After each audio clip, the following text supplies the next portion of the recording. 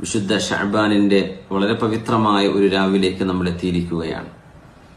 വിശുദ്ധ ഷഅബാനിലെ 15ാമത്തെ രാവ് ബറാഅത്തിന്റെ രാവാണ്. സൂറത്തു ദുഖാനിലെ ഇന്ന അൻസൽനാഹു ഫീ ലൈലത്തിൻ മുബാറകത്തിൻ, വളരെ ബറക്കത്തുള്ള ഒരു രാവിൽ നമ്മൾ ഖുർആനിന്റെ അവതരണം നടത്തി എന്ന് പറഞ്ഞ പരാമർശം നമ്മുടെ മുഫസ്സിരീങ്ങളിൽ ചില പണ്ഡിതന്മാർ, ബഹുമാനപ്പെട്ട അലി ഇബ്നു മുഹമ്മദ് അൽ ഖാസിൻ റഹ്മത്തുള്ളാഹി അലൈഹി തഫ്സീർ ലുബാബ് തഅ്വീലിലടക്കം ഷഅബാനിന്റെ മഹത്വം അറിയിക്കുന്ന വിശുദ്ധ 15ന്റെ രാവാണിത്, ബറാഅത്തിന്റെ രാവാണ് എന്ന സൂചന നൽകിയിട്ടുണ്ട്.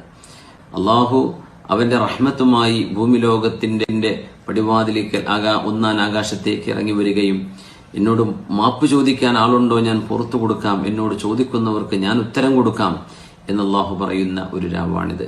ഇൻഷാ അള്ളാഹ് പകൽ സുന്നത്തായിട്ട് നോമ്പനുഷ്ഠിക്കാൻ വളരെ ശ്രേഷ്ഠമാണെന്ന് മഹാന്മാർ അറിയിച്ചിട്ടുണ്ട്. ഈ രാത്രിയിൽ 3 യാസീൻ നമ്മൾ ഓതൽ പുണ്യമാണ്, ശ്രേഷ്ഠമാണ്.